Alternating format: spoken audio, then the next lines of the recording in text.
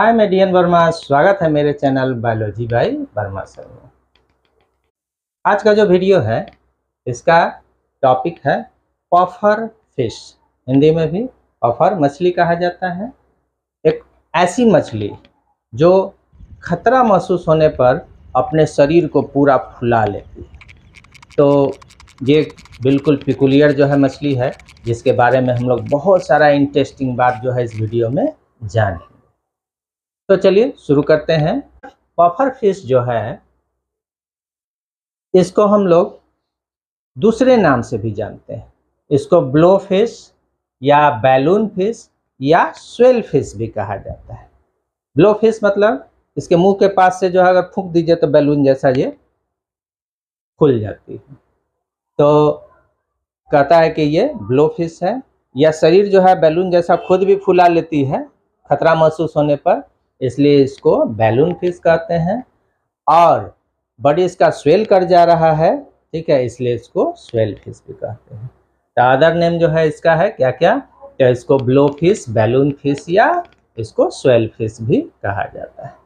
लेकिन इसका जो साइंटिफिक नेम है, जो इसका वैज्ञानिक नाम है, यह है टेट्राओडोंटिडी। वैज्ञानिक नाम है टेट्राओडोंटिडी। ये जो मछली है ये जो है सेकेंड मोस्ट पॉइजनस वर्टिब्रेट के अंतर्गत इसको रखा गया है।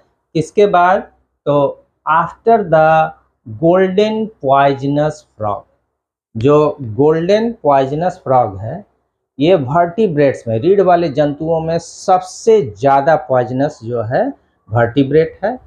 और इसके बाद सेकेंड स्थान किसका है, तो सेकेंड स्थान जो है इसी पफर फिश यानी पफर मछली का है। तो इसको सेकेंड मोस्ट पॉइजनस वर्टिब्रेट्स, दूसरे स्थान पर आने वाली सबसे ज़्यादा जहरीले जो है वर्टिब्रेट के रूप में जो है इसको, रीढ़ वाले जंतु के रूप में इसको जाना जाता है। अब इसका जो टॉक्सिन है, जो जहरीला पदार्थ इसके शरीर से, जो स्पाइन से या शरीर से, त्वचा से जो निकलता है, उसको टेट्रोडोटॉक्सिन के नाम से जाना जाता है। इसका जो टॉक्सिन है, जहरीला पदार्थ है, ये टेट्रोडोटॉक्सिन के नाम से जाना जाता है। इसके बारे में मैं डिटेल्स में इसी वीडियो में आगे बताऊंगा। तो हम लोग जान गए कि टॉक्सिन जो है वो क्या है, टेट्रोडोटॉक्सिन है। अब इसका कलर देख लेते हैं।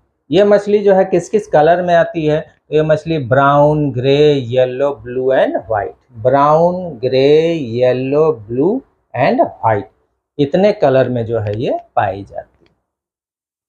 अब इसका लेंथ कितना है, तो लंबाई कहता है इस मछली का सबसे छोटा जो है, मिनिमम जो है लेंथ इसका जो है 1 इंच हो सकता है, और मैक्सिमम जो है 12 इंच यानी 2 फीट तक जो है इसका लंबाई होता है।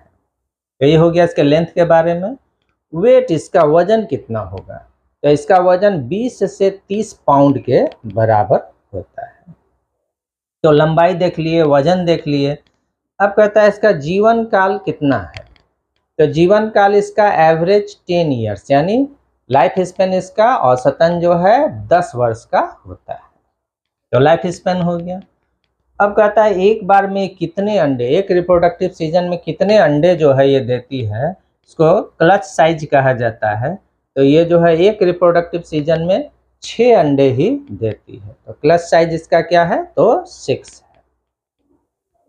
अब इसका डाइट कैसा है, तो डाइट में कहता है कि ये क्या है, कार्निवोर है यानी मांसाहारी है। लेकिन ऐसा भी कहा गया है कि कुछ शैवाल को भी खाती है, एल्गी को भी खाती है। तो ये हो गया डाइट, मेनली क्या है, कार्निवोर है। और मेन प्रे इसका क्या है, मुख्य जो है इसका शिकार क्या है, तो मुख्य शिकार में इसमें इन्वर्टिब्रेट्स हैं, शेलफिश हैं, ठीक है। और उसके बाद जो है इसमें जो है कुछ एल्गी जो है भी को ये खाती है। तो ये इसका हो गया, प्रे हो गया। इसके प्रीडेटर्स कौन कौन हैं, इसका शिकार कौन करते हैं, तो इसके प्रीडेटर्स में जो है ह्यूमन है, शार्क्स है और बड़ी मछलियां हैं, लार्ज फिशेस है। बड़ी मछलियां इसका शिकार करती हैं, शार्क्स जो है इसका शिकार करती हैं, और मनुष्य भी जो है इसका शिकार करते हैं। तो ये हो गया इसके मेन प्रे जो है, प्रीडेटर्स जो है इसके कौन कौन हैं। अब जान लेते हैं इसके जो है हैबिटेट के बारे में। तो लोकेशन इसका कहाँ है? ओशन में। आवास क्या है? तो ये समुद्र में, ओशन में जो है पाई जाती है मछली। और उसके बाद कहता है मेनली जो है कहाँ पर?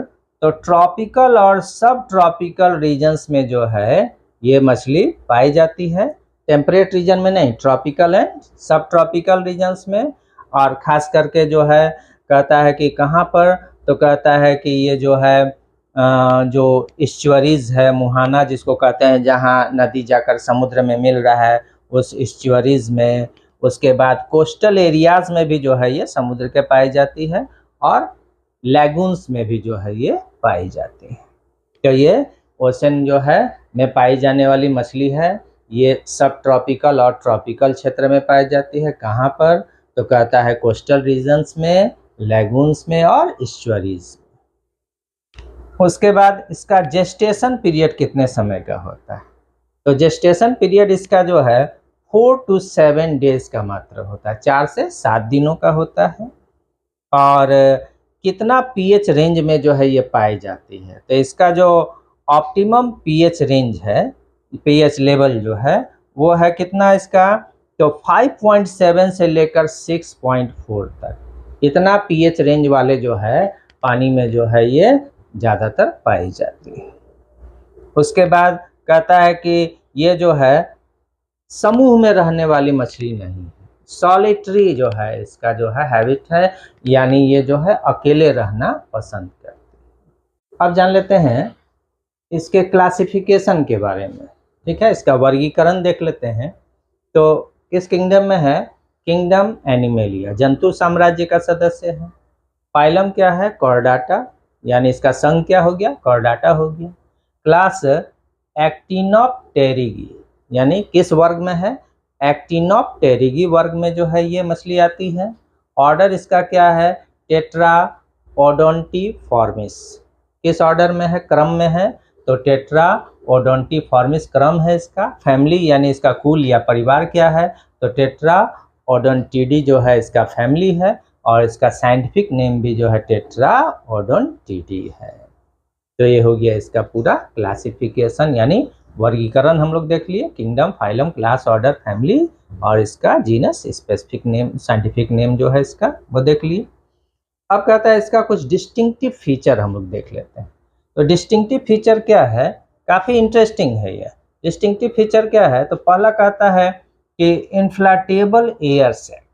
इसमें अंदर जो एयर सैक पाया जाता है, इसमें इन्फ्लेट करने की क्षमता है, फैलने की क्षमता है।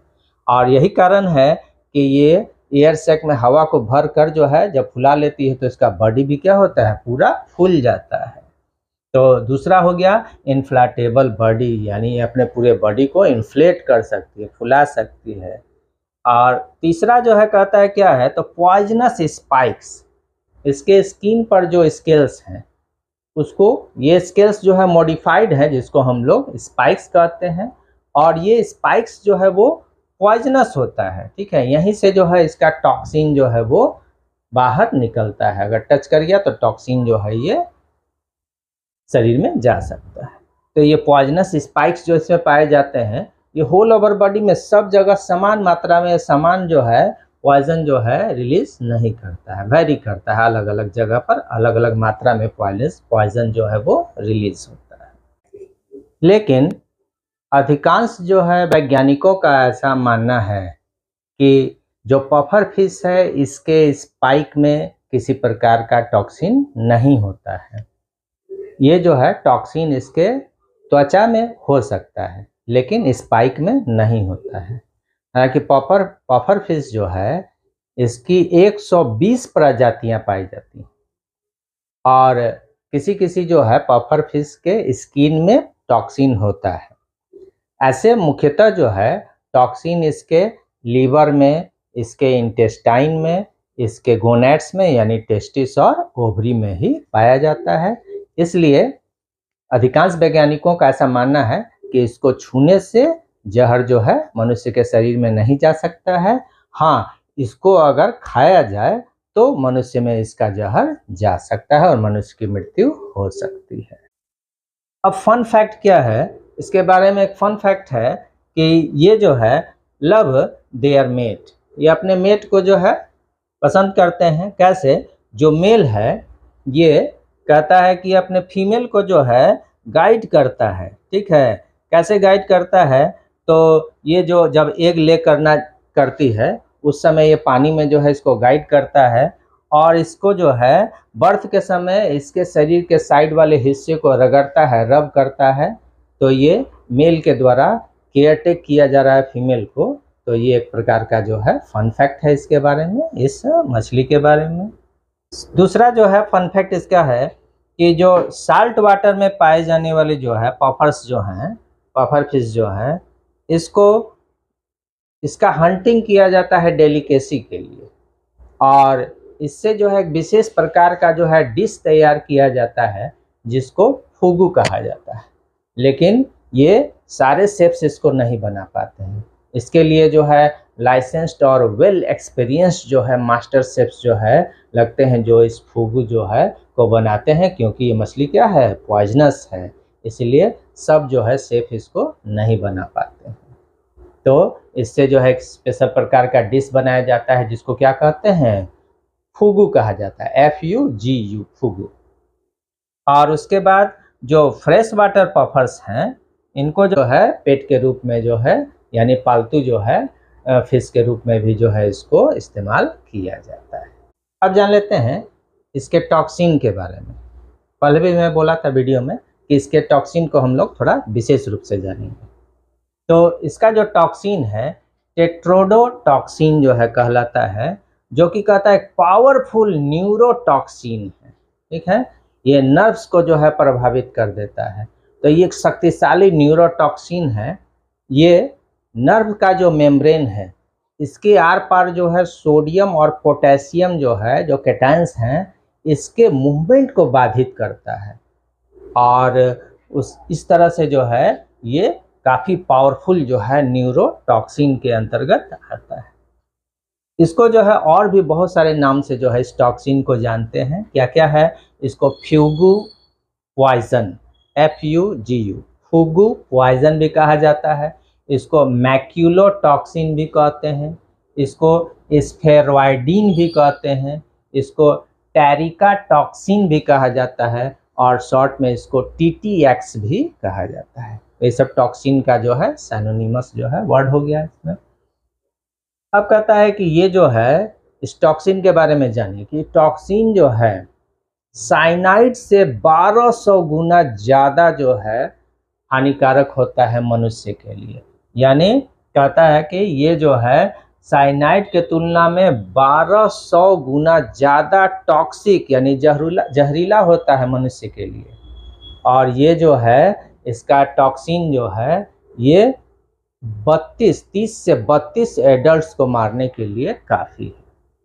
तो ये हो गया इसके टॉक्सिन के पावर के बारे में। और इस टॉक्सिन के प्रभाव से शरीर में क्या क्या सिम्टम्स आ सकते हैं, तो क्या क्या सिम्टम आएगा?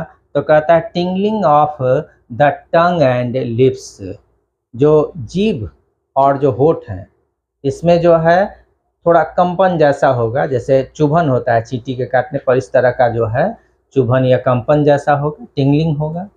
उसके बाद सिर में दर्द होगा, हेडेक होगा। उसके बाद वोमिटिंग टेंडेंसी यानी उल्टी का टेंडेंसी भी हो सकता है या उल्टी भी हो सकता है। उसके बाद मसल वीकनेस, मांसपेशी को ये कमज़ोर कर देता है, मसल वीकनेस। एलेक्सिया, एलेक्सिया कहा जाता है गति भंग, ठीक है। ये गति करने का क्षमता जो है आपका ख़त्म हो जाएगा।